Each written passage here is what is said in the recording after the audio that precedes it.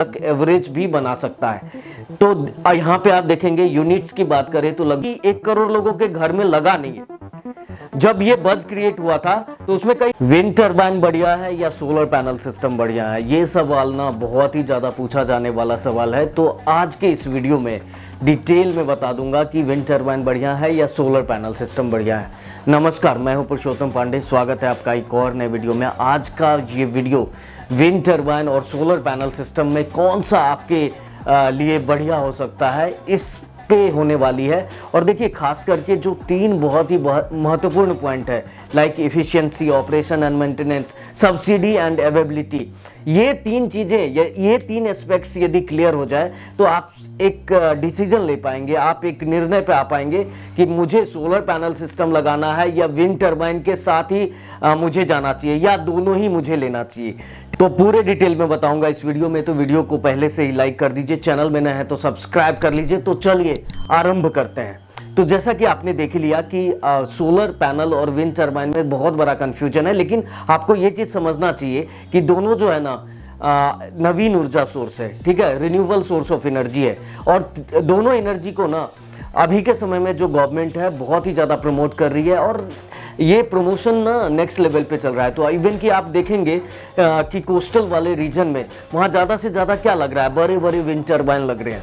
तो क्या वो उतने बड़े विंड टरबाइन आप अपने घर पे तो नहीं लगा पाएंगे, लेकिन अभी छोटा छोटा विंड टरबाइन भी आना स्टार्ट हो चुका है। तो ये विंड टरबाइन आप कहाँ से लेंगे, ठीक है। और सोलर पैनल सिस्टम और विंड टरबाइन लगाना भी किसको चाहिए, ठीक है। तो ये भी मैं लास्ट में बताऊंगा और इसका कॉस्ट जो डिफरेंस है ये भी बताऊंगा। तो जैसा कि मैंने पहले बताया, पहले तीन एस्पेक्ट्स को जानेंगे कि इफिशियंसी क्या है, सोलर पैनल सिस्टम की बढ़िया है या विंड टरबाइन की बढ़िया है। तो चलिए पहले अब बात करते हैं कि इफिशियंसी।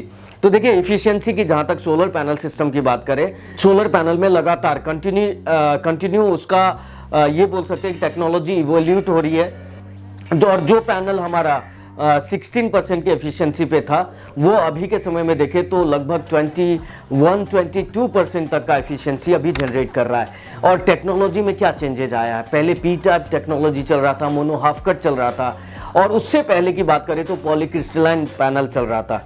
लेकिन अभी के समय में हमारा जो पैनल लेटेस्ट टेक्नोलॉजी का है, एन टाइप टॉपकॉन टेक्नोलॉजी का है, ठीक है। आरईआई में ही आपने देख लिया था। और इसमें जो एक और बदलाव होगा वो एचजेटी इसमें ऐड ऑन हो जाएगा और तब जाके इसकी इफिशियंसी थोड़ी सी और भी बढ़ेगी, लाइक 23% तक इसकी इफिशियंसी जाने वाली है। और इफिशियंसी का मतलब मैं बता देता हूँ कि जो भी सनलाइट हमारे सोलर पैनल पे आती है, उस लाइट को यूज करके, सनलाइट को यूज करके कितना कन्वर्जन होता है इलेक्ट्रिसिटी में। तो सपोज 100% सनलाइट आया तो उसका लगभग 22 या 21% का जो भी एफिशिएंसी है उसको वो कन्वर्ट करके, यदि 540 वाट का पैनल है तो 540 वाट बनाएगा।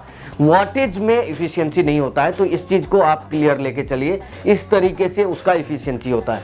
अब देखिए विंड टरबाइन में क्या होता है। तो विंड टरबाइन में यदि प्रॉपर विंड फ्लो हो ना, तो वो इफिशियंसी तो 100% होती है, उसकी इलेक्ट्रिसिटी बनाने की इफिशियंसी तो 100% होती है। और उसमें यदि किलोवाट के हिसाब से आपने लिया हुआ है, लाइक 1 किलोवाट, 2 किलोवाट, 3 किलोवाट का लिया हुआ है, तो उसके लिए इफिशियंसी मैटर करता है कि विंड का फ्लो कैसा है, विंड कितने तेजी से चल रहा है। तो यदि और ज़्यादा तेज से भी चलेगा तो विंड टरबाइन बंद हो जाता है, तो उसमें इफिशियंसी का मतलब ही चेंज हो जाता है, ठीक है। तो एक सर्टेन स्पीड होता है जिस स्पीड पे यदि आप ये समझ लो कि लगभग 20-25 किलोमीटर पर आवर का स्पीड यदि कंटिन्यूसली मिल रहा है हमारी विंड टरबाइन को, तो वो मैक्सिमम एफिशिएंसी पे वर्क करता है और ज़्यादा से ज़्यादा इलेक्ट्रिसिटी बनाता है, ठीक है। और लेकिन वहीं पे यदि कम ज़्यादा हो रहा है सराउंडिंग के हिसाब से, तो वहाँ पे वो इलेक्ट्रिसिटी उसी तरीके से बनाएगा।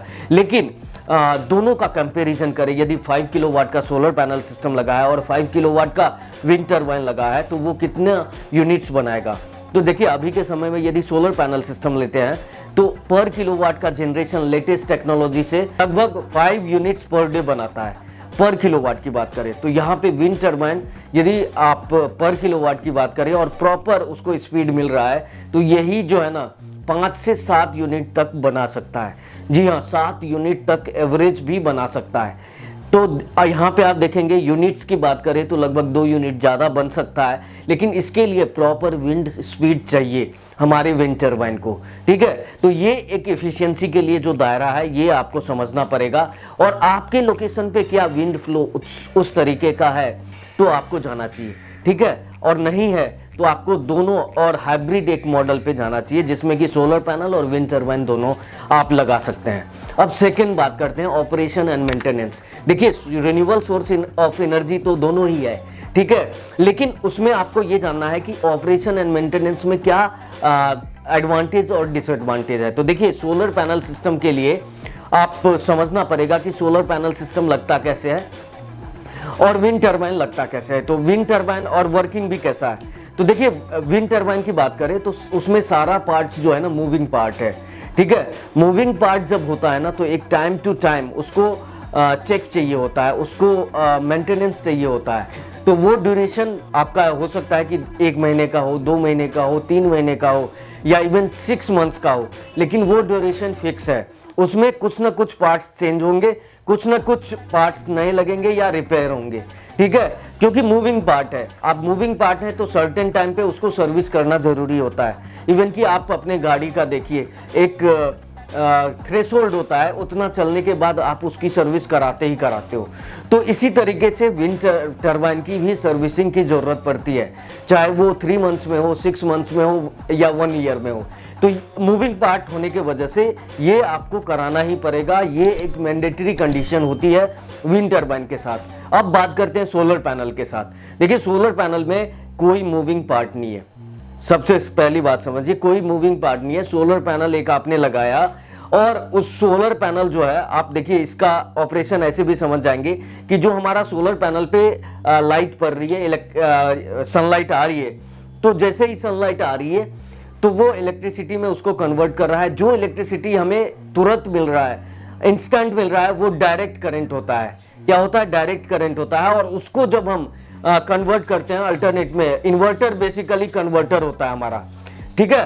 तो ये कन्वर्टर क्या कर रहा है, हमारा डायरेक्ट करंट को अल्टरनेट करंट में कन्वर्ट कर रहा है, और तब जाके हमें अल्टरनेट करंट मिल रहा है और उसको हम अपने घरों में यूज कर रहे हैं। तो यहाँ पे with respect to wind turbine moving part ज़्यादा नहीं है, और डायरेक्ट करंट में आपको पता ही है किसी भी तरीके का सर्किट ब्रेक नहीं होता है, और किसी भी तरीके का आपको फ्लक्चुएशन भी देखने को नहीं मिलता है। तो यहाँ पे जो भी पार्ट्स आप इंस्टॉलेशन के टाइम पे लगा दोगे वो सालों साल रहेगा, उसमें किसी भी तरह की का कोई दिक्कत परेशानी नहीं होगी। हाँ, आपको ऑपरेशन एंड मेंटेनेंस में करना तो पड़ता है, और करना क्या पड़ता है, तो जो देखिए पॉल्यूशन इतना ज़्यादा है कि आप यदि सोलर पैनल आपने लगा दिया तो उस पर डस्ट बहुत ज़्यादा हो जाता है, और डस्टिंग की वजह से आपकी इफिशियंसी इम्पैक्ट हो सकती है।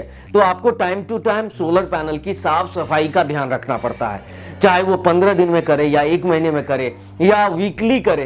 तो यदि आप वीकली भी कर लेते हैं तो आपकी इफिशियंसी ज़्यादा नज़र आएगी और ज़्यादा से ज़्यादा आपको इलेक्ट्रिसिटी मिलेगा। वहीं पे आप डस्ट की सफाई, डस्ट की जो वाइप आउट नहीं करते हो तो वहाँ पे आपकी इफिशियंसी कम हो जाएगी। तो ये बहुत ही मेजर है ऑपरेशन एंड मेंटेनेंस में। इसके अलावा देखें तो ज़्यादा कुछ हर्डल नहीं होता है, और एक बार सोलर पैनल सिस्टम लगा तो चलता रहता है। और देखिए वारंटी का भी इसमें रोल होता है कि आप सपोज विंड टरबाइन लोगे तो उसमें वारंटी मैक्सिमम 2 to 5 ईयर्स की मिलती है, लेकिन यहाँ पे आपको वारंटी और परफॉर्मेंस वारंटी की बात करें तो 25 to 30 ईयर्स की मिलती है। तो इस तरीके से भी आप मेजर कर सकते हैं कि कौन सा लेना है, कौन सा नहीं लेना है। तो वारंटी भी एक बहुत बड़ा बेंचमार्क है। अब थर्ड एस्पेक्ट्स पे बात करते हैं कि सब्सिडी और अवेलेबिलिटी।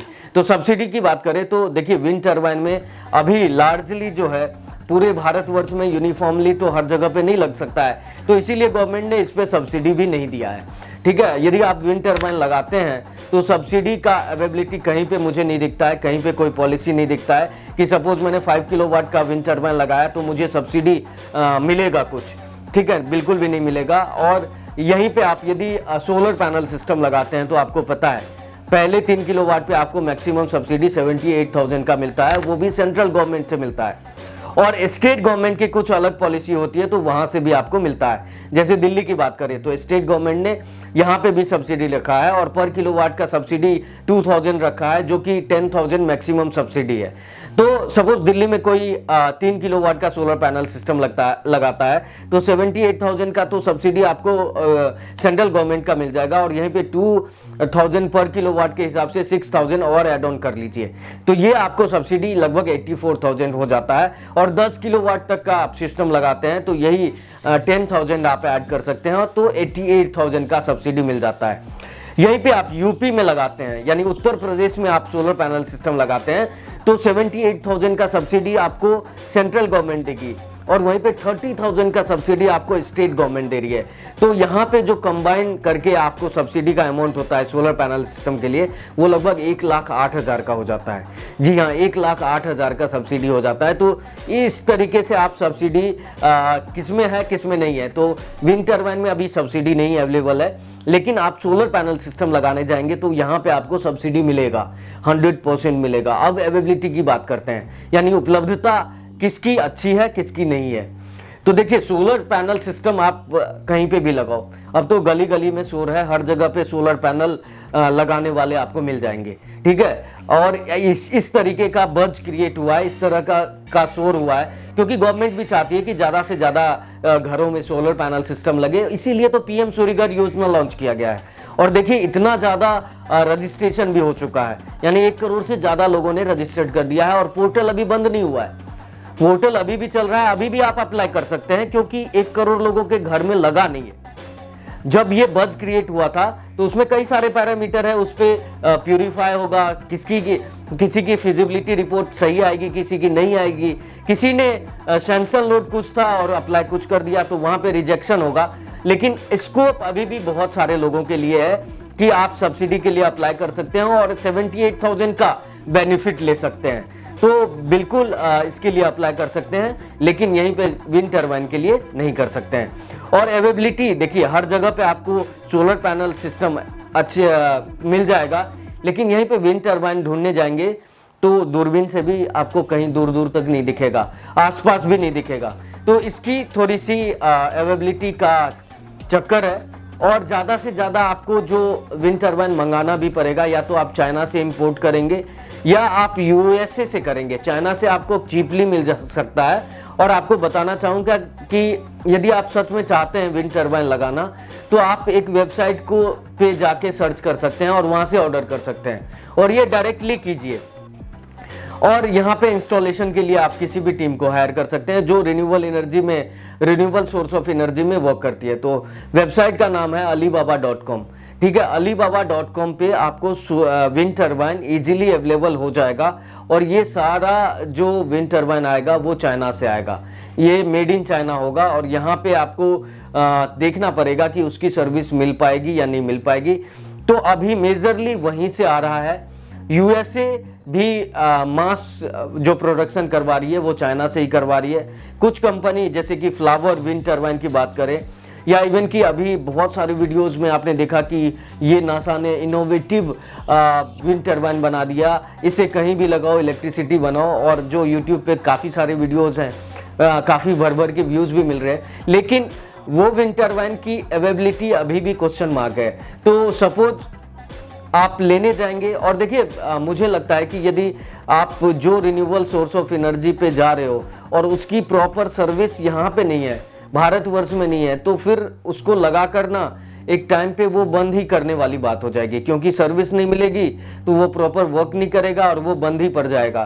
तो एक टाइम के बाद उसका ये सबसे बड़ा कंसर्न रहेगा कि आप इस तरीके के इनोवेटिव प्रोडक्ट पे जाके भी प्रॉपर तरीके से आपको इलेक्ट्रिसिटी नहीं मिल पाएगा। तो अभी के समय में आप बेस्ट ये कर सकते हैं कि सोलर पैनल सिस्टम के साथ थोड़ा बहुत जो है विंड टर्बाइन को ट्राई कर सकते हैं, और उस पे आप जा सकते हैं, जैसे कि फ्लावर हो गया या इस तरीके का पावर पॉड विंड टर्बाइन था, तो वो सब भी ट्राई कर सकते हैं। लेकिन इसके वेबसाइट पे जाके आप चेक कर सकते हैं कि वो आपको प्रॉपर सर्विसेज देंगे या नहीं देंगे। तो कैसा लगा इन 3 सजेशन के बिहाफ पे ना आप निर्णय ले सकते हैं इस कि मुझे सोलर पैनल सिस्टम लगाना है या विंड टर्बाइन लगाना है। तो विंड टर्बाइन लगाना है तो मैंने वेबसाइट आपको बता दिया है, वहाँ से जाके आप सर्च कर सकते हैं अपने रिक्वायरमेंट के अकॉर्डिंग। वेबसाइट पे जाने के बाद आपको डिलीवरी यहीं पे मिल जाती है, बाहर से का भी डिलीवरी यहाँ पे मिल जाता है, तो आप उसका डिलीवरी ले पाएंगे। तो कैसा लगा ये पूरा वीडियो जिसमें कि मैंने विंड टर्बाइन और सोलर पैनल सिस्टम को एक कंपैरिजन किया 3 पॉइंट्स पे।